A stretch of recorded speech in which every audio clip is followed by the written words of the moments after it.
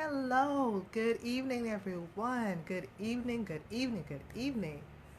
Hello, hello, hello. I am Chelselia Cookie Payne, founder of Pain and Glory Incorporated and the administrator of this particular group, Pain in the Pews, Mental Health and Ministry. I welcome you as I do every week, and I'm so happy that you're here, that you're joining in, that you're coming um, on this beautiful Tuesday night. Hi, who just joined in? I see the hearts, but I couldn't see who just joined in. So thank you for sharing the hearts. I'm glad that you're here. Um, on this Tuesday night, it is sunshine. As you can see, the sun is out behind me, but it's also thundering. So there's that. So I'm sure that at any moment the sky is going to open up and there'll be some rain again. But hey, we can handle it. We can handle it. So I'm glad that you're here. Thank you for joining in. It is Let's Talk About It Tuesday. Hey, Joanne. Hello, my dear. So precious. I just love you. Such a sweetheart. All the way from Columbus, Georgia. I am happy that you are joining in on tonight. And as others come in, I'm glad to be here on tonight talking about this week's topic. I gave a little bit kind of an intro or a little bit about that we will be talking about this topic on tonight. Um, and as we draw closer to our annual conference, you'll hear me talking about various topics that tie into the conference, kind of a pregame, kind of a warm up to what's coming up. Aw, thank you so much, Joanne. Thank you, thank you, thank you. So we're kind of getting you prepared, as it were, for the upcoming conference. So we're picking topics that kind of tie into them, to kind of get you in the mindset of what's coming up. The conference this year will be September 21st and 22nd, right here in Austin. Well, actually, it's going to be in Mableton, Georgia, right outside of Atlanta. And I'm so excited because this year is going to be even greater than last year. Last year was great, and last year was the first time we've done the event over 2 days. This is our fourth conference, fourth mental health and ministry conference. It is our fifth, no, our sixth Pain in the Pews event, our mental fourth mental health and ministry conference. And so last year we decided to do it over a 2 day span of time, where the first night was a revival. It was a restoration revival, and I'm telling you, it was amazing. And then the next day was the expo, where we had guest speakers and we had vendors, and just a really good time. This year is going to be the same 2 days, but so different in that, oh my gosh, the anticipation of it for me and my team and those who know what's coming is just so intense. On that Friday night, we have Bishop R. Christopher Brown III coming from Bennettsville, South Carolina. He's going to be with us on that Friday night. And when I tell you, matter of fact, I can't even tell you. If you go on Facebook, I have here on Facebook, I have already shared a snippet of him ministering, just to give you an idea of what's coming. I've already shared that here, so feel free to go on my page and check it out. He's going to be here on that Friday night, 7:30 p.m. at Vision for Souls Family Worship Center Cathedral in Mableton, Georgia, and at 7:30. And then on Saturday morning, same location, at 10 o'clock a.m. is where we will be having the expo. We've got speakers coming that are just dynamic. We have 3 guest speakers, and they're not going to be long, so you don't have to worry about being overwhelmed with a whole bunch of speakers. There are 3 dynamic speakers who are targeting specific topics. Then we're going to have a panel discussion that kind of ties into tonight's topic, and it's going to be pain in the pulpit. And it's not just for pastors. We do have a pastors only conclave that will be separate from the general session. But listen, pain in the pulpit is not just for pastors. So I welcome everyone to register. This event is free. Believe it or not, This event, this 2-day event that we're putting on, is free to attend. Absolutely free. We just ask for registration, that you register. And you do that by going to www.mham2018.eventbrite.com. And if you can't remember that, it's in the thread here. It's right here within our group page, and you'll see it. MHAM2018.eventbrite.com. MHAM stands for Mental Health and Ministry, so if that helps you to remember. And it, like I said, it's free to attend. And for what we're offering, OMG. The Pastors Only Conclave alone is going to be dynamic, and for the very reason that we're going to talk about tonight. But aside from that, now that's for pastors, but aside from that, in the General Assembly, we're going to have the panel discussion, we're going to have the guest speakers, and in the same room you'll have your vendors, so you don't have to go somewhere else for the vendors. The vendors are already there. And we've got Emory University, we've got Life Safe coming, we've got some dynamic vendors that are coming to be a part of this event, just for you. We're going to have tangible resources that if for you or your loved one that you can take back home with you.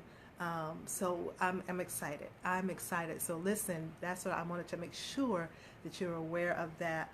And like I said, we're just kind of these topics, these are over the next few weeks, the topics that we'll be covering, and Let's Talk About It Tuesday are kind of the precursor or the warm-up to what we will be discussing at the conference. And tonight is no different. The pastor, the pain, and the purpose. And I posted earlier, you do know that church members aren't the only ones that experience church hurt. You do know that. So when we talk about, excuse me, when we talk about the pastor, of course, pastors are held at a higher level, a higher standard. They're held in high regard. They're looked at as leaders in the community, obviously. Spiritual leaders, spiritual fathers for some father figures who for some who didn't have a father in the home.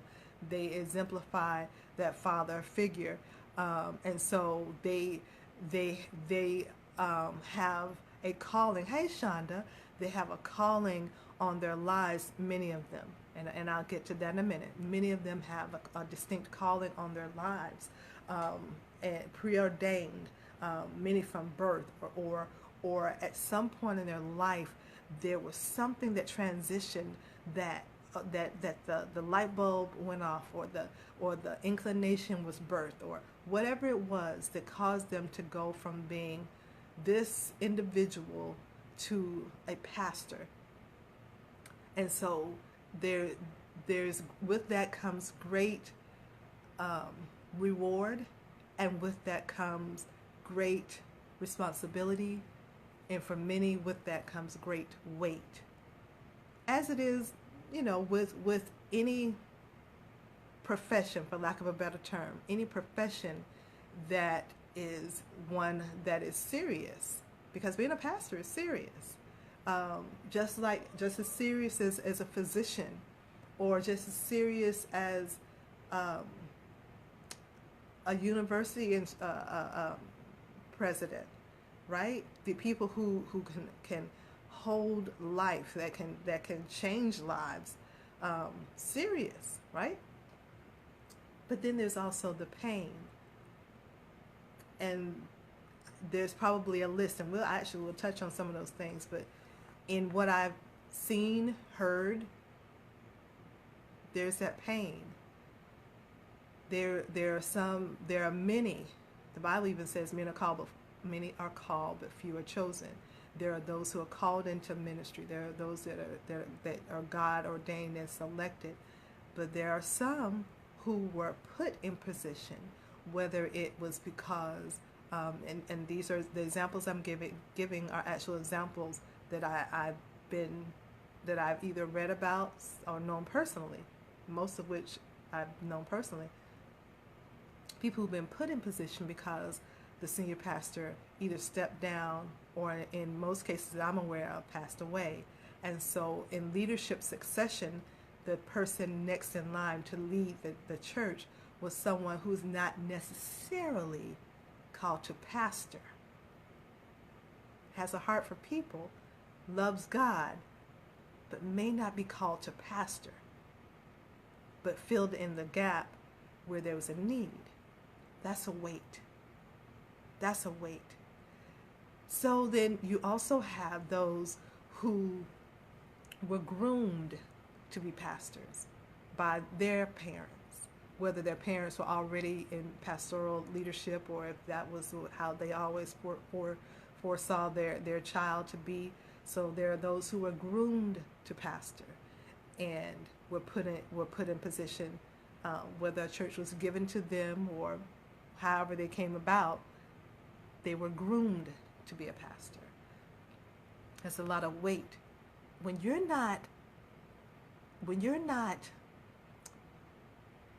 that's not your calling, it's heavy enough. It's a heavy enough weight. Let me give you this example. It's a heavy weight to be a parent. Okay?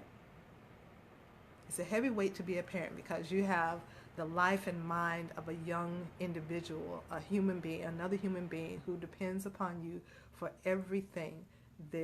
Everything they depend on you for. But what if you never wanted to be a parent? You like being an auntie and an uncle. You like to be the godmother. You like to be the family friend, but never really wanted to be a parent. You're good with children. You're educated. You're strong. You're a great mentor, but not necessarily wanted to be a parent. So now, by reasons in or outside of your control, you now have this baby that you have responsibility for. You have been given the responsibility for something that you might not necessarily be equipped for. That's a weight. So it is with pastors who may have the gift of, they could have exhibit the 9 fruit of the Spirit. They could exhibit they could exhibit the gifts in abundance. But what about being a pastor? So let's talk about, now that's a heavy weight. That's a heavy weight for those who may be in a position but not necessarily have the skills to have that position. That's a whole nother weight. But let's talk about the ones that are week after week, Sunday after Sunday, Wednesday or Tuesday or Thursday or whatever day after week after week. They're never off. Because if you're a pastor, now I don't care if you go to a revival or Chuck E. Cheese, you're always pastor somebody. You're always on. Someone always recognizes you. Someone always knows you. You can be a school teacher and you might not be known anywhere. You can go to the club, you can go wherever you want to, but unless a parent sees you, nobody really cares. Nobody really cares. As a matter of fact, if you're a teacher and you're out doing whatever, nobody really cares. They figure you deal with kids all day, you need a break. Not pastors. Not saying the pastor go to clubs. That's not what I'm saying. But what I am saying is what Joanne just said. No days off. No days off. So I came across some articles, online, some articles that I thought were really good. Absolutely. Please share. I can't see from my end how to share, but I think if you hit copy link and put it in your browser, it'll or in your on Facebook, it'll send it. Please do. Feel free to share away. So I came across some things that I thought were very helpful and very insightful, because as I said a moment ago, church members aren't the only ones that experience church hurt. Who, like I said, there are no days off. There's no time when they get a chance to just kind of step away. Yeah, pastors need to take vacations and they need to take breaks, but by and large, many of them don't. Honestly speaking, many of them don't take the time off that they need. Many of them neglect their own health, but will struggle through just to make sure that the house is taken care of. Many of their families go lacking to make sure that the house is taken care of. And then you think about, and I'm going to get to these articles in a moment, but you think about the times that they have, pastors specifically, have been wrongly accused of something, whether it was the smallest thing to the most major. But when the truth is found out, the person or people have left the church and there's no apology. But when something happens and the pastor says something off, or the pastor does something, everyone wants a public apology, which, I'm not saying it's right or wrong. What I am saying is, who apologizes to the pastor? Who goes back and makes it right for him or her? Who goes back and asks, are they okay? Who makes sure that the leader, the watchman on the wall, the one who is watching over our souls to protect us, who's making sure that their wounds are bandaged up? That when they stand up and they have their arms raised up, like Aaron and Ur had the man of God's arms raised, who's making sure that blood is not running down because they're so wounded? Who's taking care of them? Who's making sure that these wounded pastors are getting the help they need? They hurt too. Or are they just supposed to be the pastor and just suffer through it? They'll be all right. Are you? What takes them out of the human element? Who made them supernatural? So here, there are three. If I don't get to all three, please forgive me. But however, I do want to make sure that I touch on some things. There was an article that I found. The first one, it says, this was written back in 2012, okay? And it says, pastors are hurting. Now, in this particular article, he gives some statistics. They did a survey. I'm going to bypass the survey because the survey only surveyed Protestant pastors in a particular area, which does not really give a good demographic if we're being honest. However, the findings and the information that they share is very key, because I keep seeing the same theme, and I keep seeing the same thing over and over, whether Protestant, non-denominational, Baptist, Kojic, Catholic, whatever, I keep seeing the same recurring theme. So I came across this, so I'm going to skip past, their statistics and all that, because for the purpose of this, it doesn't really matter. But I am going to talk about some of the things that they found that pastors were getting discouraged about. Yes, pastors get discouraged. Don't you?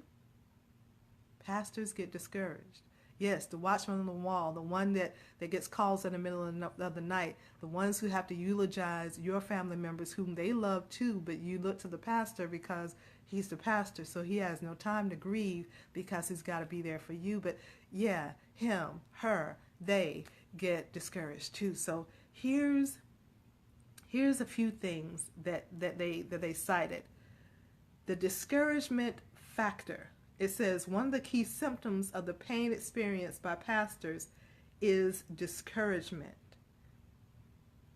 It says some interesting facts they discovered in their study. Now, like I said, I skipped past the statistical part of their study because it only encapsulated a few, a select group, the Protestant pastors in a certain group. However, there was something that stood out to me in this particular one, in the discouragement factor, and that is, it says some interesting facts that they discovered. It says there was no pattern of discouragement related to geographical location of the church. There's no pattern of there. There was no pattern of discouragement related to the size of the church. No discouragement there. Hey, Priscilla. There was no pattern of discouragement related to the educational level of the pastor. Nothing there. But there was a significant pattern of discouragement related to the age of the pastor. The younger the pastor, the more likely he was to be discouraged. Isn't that something? Now, keep in mind, this was this particular section, or faction of people were Protestants in a particular area. However, isn't that interesting that the younger, the more discouraged? And it goes on, not right here, but it goes on to talk about, or it might even been another article, because as I said, I kept seeing the same recurring theme, that because the younger pastors are more zealous, they're more eager, they want to see productivity a lot faster. And the more seasoned pastors are in for the long game. They understand that there's an ebb and flow in ministry. And the younger pastors got discouraged or had discouragement when the people didn't seem to be getting it as quickly as they could. Yes, Priscilla. Yes, pastoring is definitely one of the most stressful occupations. Definitely.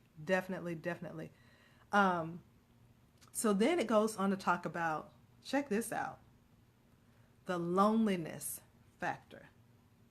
The loneliness factor. We don't even think about the pastor being lonely, especially if it has a family. We don't think about that. But how many times, especially if you're married or you have a family, or even single, human, how many times have you been in a room filled with people but still felt alone? Think the pastor doesn't go through that? He's in a congregation filled with people, but who does he get to go and talk to and be himself with? You're right, Shonda. Some lack spiritual maturity. That is absolutely true. That is absolutely true. And to Shonda's point, in case you all didn't put the two together, we were talking about the younger pastors. So the loneliness factor. It says most pastors experience intense loneliness at times. And it goes into their survey. However, I'm going to skip down, and one thing that jumped out to me about the loneliness factor, it said, although location and age and the size of the church didn't appear to be major factors in this loneliness factor, the education level was.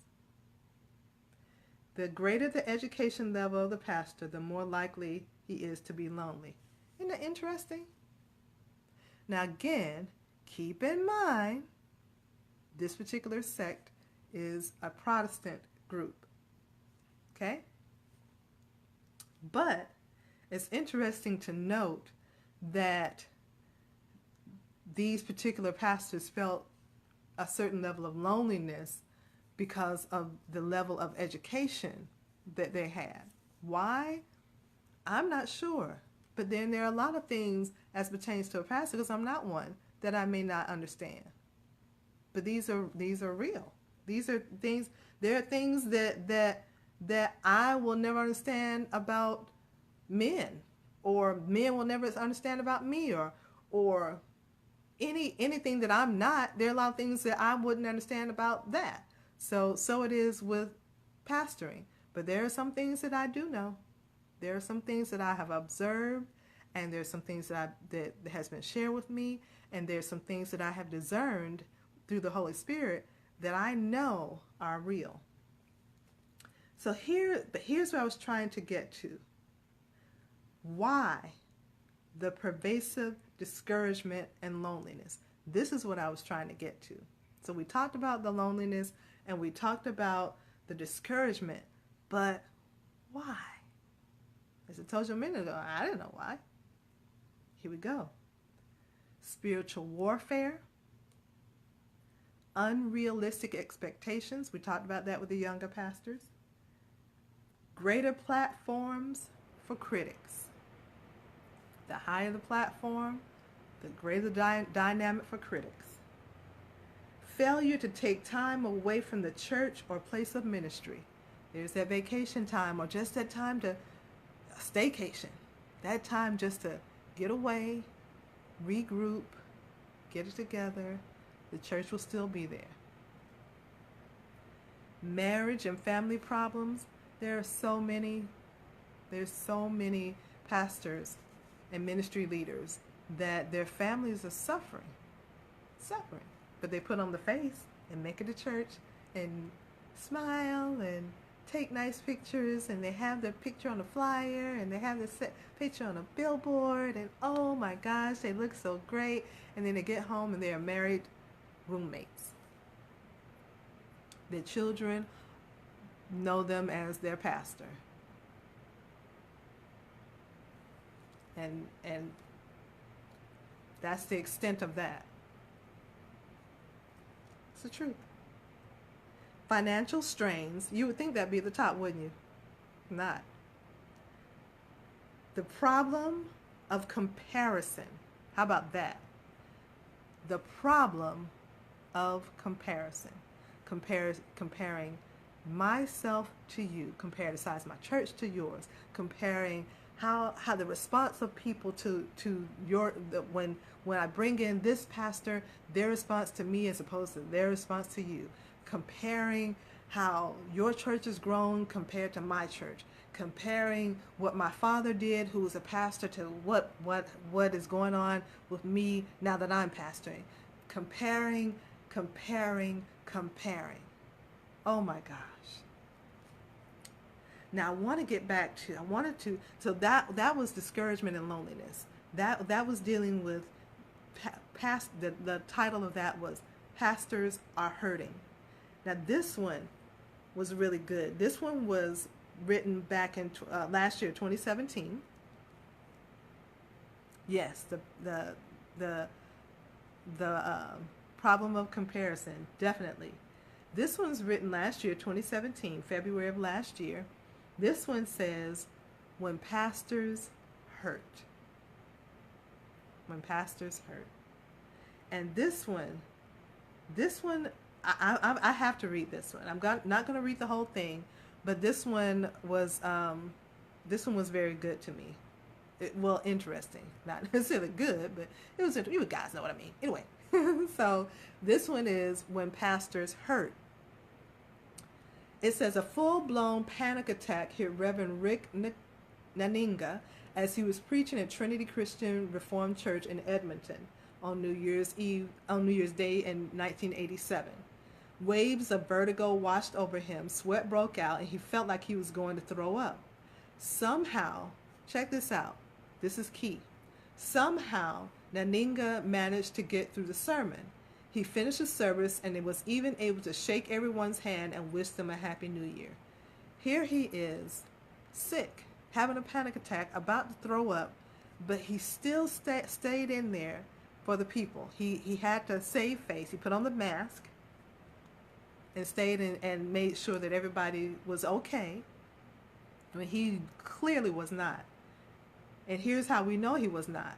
After that, he said, he raced to his office where he dropped to the floor and, shaking with fear, curled up in a ball. His wife Elizabeth found him a few minutes later and took him home. He managed to make it through his sermon, made sure he shook people's hands, made sure they were okay, and did all and didn't even make it home, made it to his office and collapsed. He goes on to say, after that, I was totally locked up in my house for 3 weeks. The panic was so big that I thought I was going to die, said Naninga, who is now pastor of Barhaven Fellowship in Ottawa, Ontario. Looking back, Naninga attributes the stress of being a youth minister and then an interim pastor as triggering the attack on the pulpit. Remember earlier when I said sometimes people are put in position and may not be ready? He was put in the position He was a youth minister, but he was put in position as the interim pastor. Here we go. At home, Naninga didn't answer the phone, kept the curtains closed, and ran into his bedroom when church members came over with flowers, hiding in his own home. Last year, I'm sorry. He says, I couldn't handle people. I couldn't handle noise. This is a pastor now. This is a pastor. I couldn't handle people. I couldn't handle noise. I thought my role in ministry was done. I felt overwhelmed and burned out. Who's helping the pastor? Who's helping the hurting and wounded warrior? He stood up there and felt like there was some part of him that felt like, yes, pressure, exactly, Shonda. He stood in the pulpit, felt he had, because it was New Year's Day, New Year's service, you know that's a major service, felt like he had to finish the sermon, feeling as though he was about to pass out, made sure didn't leave the pulpit after he'd finished ministering. He stayed and shook, the article says here, everyone's hand. Made sure they were okay and wished them a happy new year. Then went to the office and passed out until his wife found him. Oh my. Oh my. Thank God it was only a panic attack. And I don't say that lightly. Thank God that it wasn't a heart attack is what I'm saying. The panic attack was bad enough because it kept him isolated for 3 weeks. Isolated. 3 weeks. Hiding in his own home from the very people who were there to lift him up and give him strength. Hiding. Because he was thrust into a position. He was fine as a youth pastor because it didn't say that there was a problem when he was a youth pastor. It said he was a youth pastor and then became the interim pastor. He was a youth minister and became an interim pastor. So until they got somebody in place, he was it. Overwhelmed. Because of that caused him to make some moves, and he actually he began to tell his story. Now, mind you, that was in the 80s. Last year, which would have been 2016, according to this article. It says he told his story at a meeting, and it was part of a presentation for a new guide for a clergy leave of absence for mental health reasons. Important. Because of him, he was able to create this guide. He and others were able to create this guide for clergy leave of absence for mental health reasons. He had to go through something major for this to even be implemented. This last one I want to give you guys, it's just something to think about. They are not invincible. There are no perfect pastors. Yeah, there are some that are not good. Yeah. There's some parents that aren't good. There's some teachers that aren't good. There's some police officers that aren't good. There's some politicians that aren't good. There are some nurses who aren't good. There are some doctors who aren't good. So we're going to go down the list of people who aren't good. Yeah, the pastors will fit in there. There are some pastors that aren't great, but there are some that are. There are some that are, and they are struggling. They're struggling because, well, for many reasons. They're struggling because they don't want to lose their church. They don't want to lose because everything rises and falls on them, and they've not set in place a successor or set in place a plan of action where he or she can take time. They've not put strategies in place where the church can run and function if he or she is not there. The weight, that they show the weight that they shoulder. Somewhere along the lines, no one taught them, because you can learn how to preach. You can go to Bible college, seminary. You can be taught by your own local pastor or bishop or leader. You can be taught how to exegete the scripture. You can be taught how to study. You can be taught how to preach. You can be taught how to run a service. You can be taught how to perform a wedding or perform a funeral. You can be taught how to handle church business as pertains to the protocol of this goes here and this does this. However, who's teaching them how to take care of themselves? Who's teaching them how to put systems in place in the church? Who's teaching that? What did Priscilla say? Wait one moment, because I'm seeing. I had a preacher who sat down and died. Yes, but people talked about how great it was that. Okay, see, okay, Priscilla, you see, I was trying to be good, but Priscilla, it's your fault. So we just. But listen, Priscilla just made a good point. How many more pastors have to die in the pulpit? Or, to be perfectly frank and blunt, how many more pastors have to take their own lives? Because you do know pastors are committing suicide at an alarming rate. So much so, not all of them even making the news, not unless they are major names. An alarming rate. Systems have to be put in place.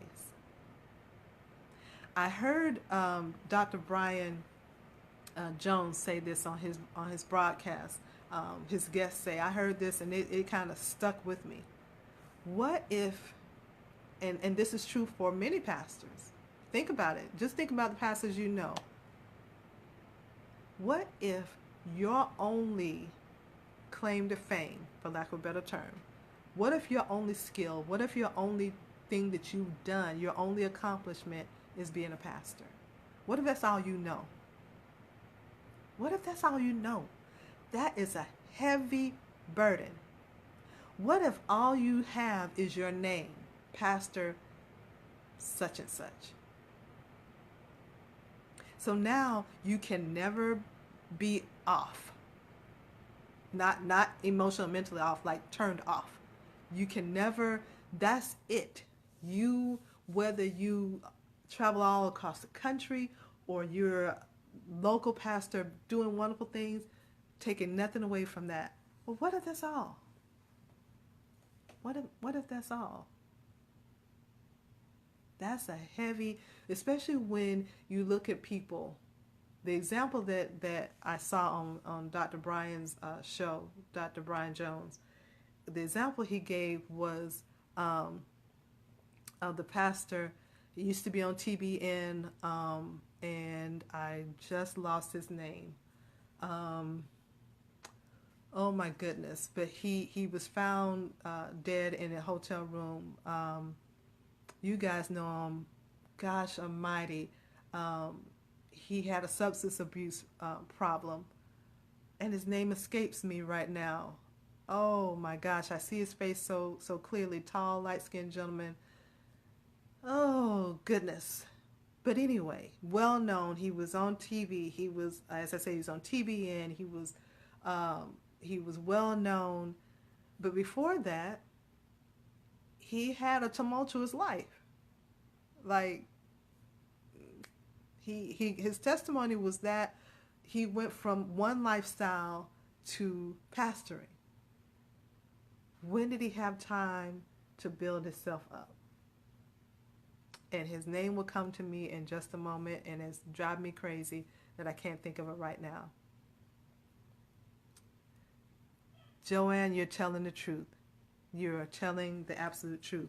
Let me get to, because I know my time is escaping me, let me get to this last one, because this is a great topic, and this is just, like I said, this is just a precursor to what's coming up in the conference, because we will definitely be talking about pain in the pulpit in the conference, and it's going to be way deeper and way more intense, and it's going to be awesome, and it's not just for pastors, please know and believe that. Oh, yes, Zachary Timms. I knew, Priscilla, you would help me. Yes, Zachary Timms. Yes. It's unfortunate, his untimely death, and then to hear people talk about him afterwards, you know, unfortunate. When you go from one, and not to say that God didn't use him, please don't misunderstand or misinterpret. Let me be clear. Not to take away anything that God allowed him to be used for while he was here on earth, because he was used mightily. God used him. He was a very good man of God as far as teaching the word of God. He had his own issues, point blank. He had his issues, and he they got the better of him, and I understand that. But it kind of goes back to what I said a moment ago.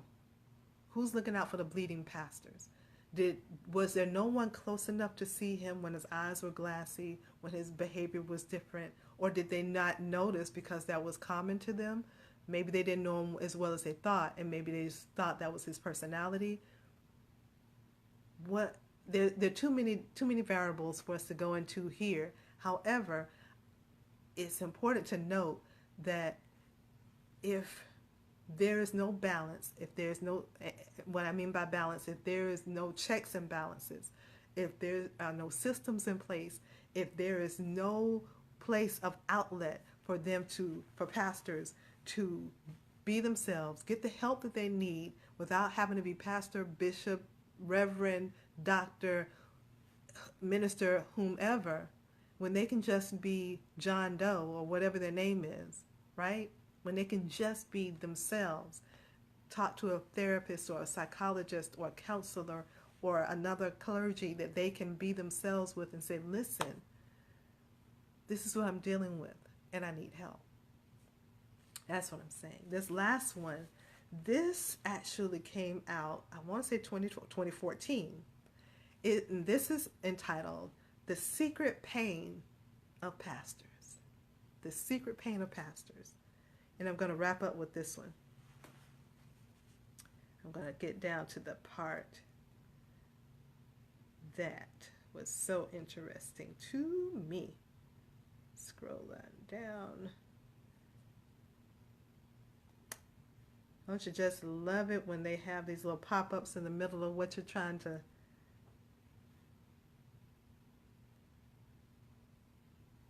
Let's see here. Please forgive the delay here. I'm trying to, because I don't, maybe this wasn't the one, although that one was, here we go. So I'm bypassing the one that says the secret pain of pastors. That wasn't the one. I apologize. That's not the one that I was looking for.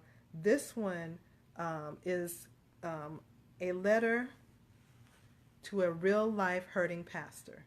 This one, that's where I got 2012 from. This one was written in 2012. This one is a letter to a real life hurting pastor. And I'm gonna read this, and then we'll close out. It says, of all the communication I received in response to my writing ministry, among the favorite of those from fellow pastors, among my favorite are those from fellow pastors. Even prior to entering the full time in the ministry, I was sympathetic to unique challenges and pressures that pastors face. As one commentator put it, people expect the clergy to have the grace of a swan, the friendliness of a sparrow, the strength of an eagle, the night hours of an owl, and some people expect such a bird to live on the food of a canary. I recently received an email from a man who signed his email only as Hurting Pastor. Here's what he said. It says, I'm a local pastor. I've been serving a church for 10 years faithfully. During these years, I have never had an appreciation service of any kind. I know it is biblical for the church to do this for their pastor in love. Is there ever a time in that, and I'm putting a pause right there.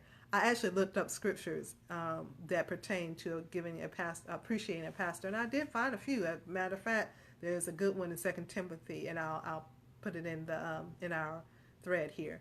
But let me move on. I know it is biblical for the church to do this for their pastor in love. Is there ever a time when this should be preached? I have addressed this matter with my leadership team. Should I just teach on this matter from the pulpit? What do you think? What should a pastor do when he feels underappreciated? Sadly, this man's story is not exceptional. It isn't hard to find real-life accounts of hurting pastors.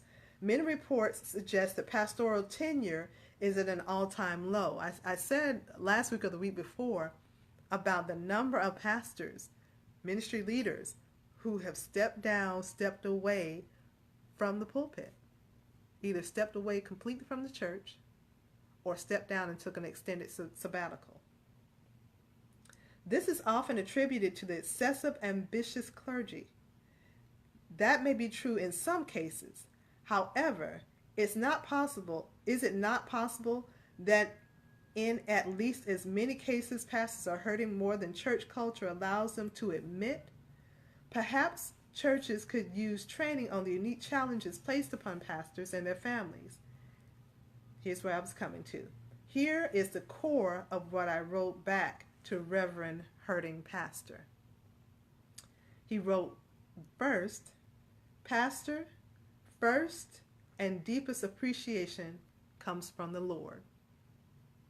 And I'm just going to read the bullets. So that was number one. First, your first and deepest appreciation, he has that in quotes, comes from the Lord. Second, pastor, we feel similar struggles to varying extents.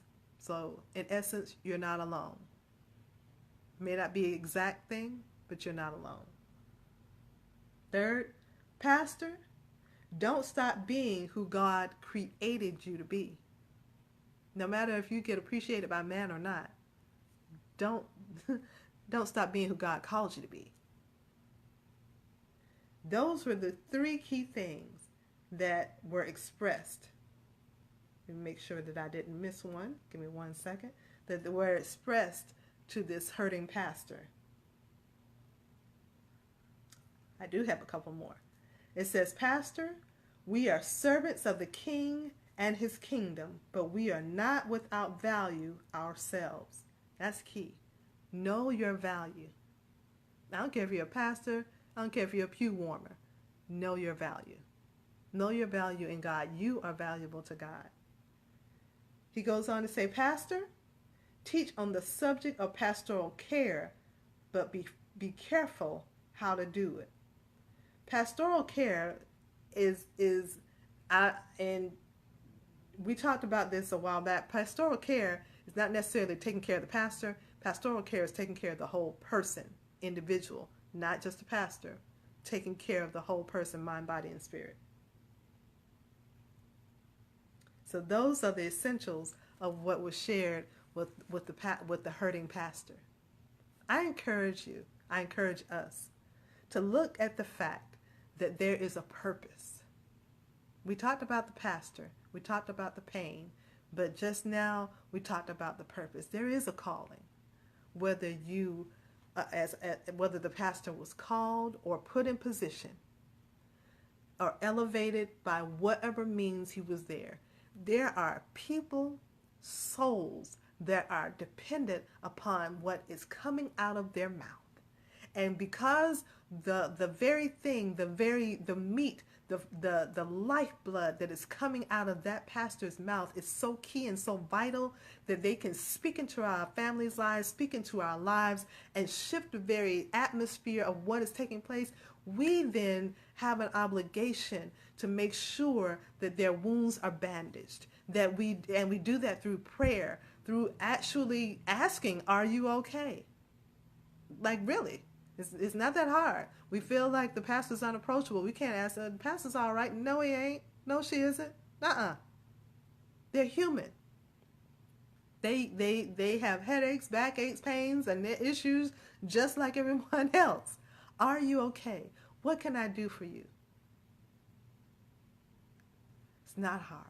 bandage up the wounded pastors, because there is a purpose, there is a call, there is a need, and there is something that they have that we need, and that is the Word of God, the preached, unadulterated Word of God, that as the watchman on the wall, they can speak into our lives and change the very trajectory of what the enemy planned for us. Sure, we can pray for ourselves, but how much more potent is your prayer when you have the watchman on the wall, your spiritual leader, interceding on your behalf? He gave some pastors, right? He gave us pastors after his own heart. God gave us pastors after his own heart. God gave us pastors after his own heart. So I encourage us all to understand that he or she is the pastor. He or she does endure pain, but he or she has a purpose. There is a cause. There is a purpose. Listen, don't miss out. September 21st, 22nd, don't miss out on the conference that's coming up. I'm telling you. I'm not just saying it because I'm the host. If I wasn't, I would tell you. There's another conference that I'm the MC of and I'm a part of the very next week. That's going to be a dynamic too. I'll give you more information about that. I'm telling you, you don't want to miss this. You don't want to miss this. September 21st, 22nd, go online and register. It's absolutely free to attend. I am looking for ambassadors. I'm looking for conference ambassadors. So if you're willing to and able, trying out a new word. What is able? Able to volunteer your time, I would love to have you as one of our ambassadors. So if you're available, please be sure to inbox me or text me or email me. I am definitely interested in having you be an ambassador, and I can give you the details of what that means and what that entails. I am Chelselia Cookie Payne. I thank you for joining in with us on tonight. This Let's Talk About It Tuesday. Next week, we'll tackle another topic. I love you guys so much. Thank you so much for joining in. This has been a wonderful talk with you guys. Thank you for all the love that's being shown through the hearts and the emojis. I love it. I love you guys. Love you guys. Have a wonderfully blessed afternoon. Well, it's evening now. Have a wonderful blessed evening. The rain held out. It stopped thundering there for a minute. It was thundering. The sun is still out, so I'm happy about that. So I'll see you guys next week. Love you much.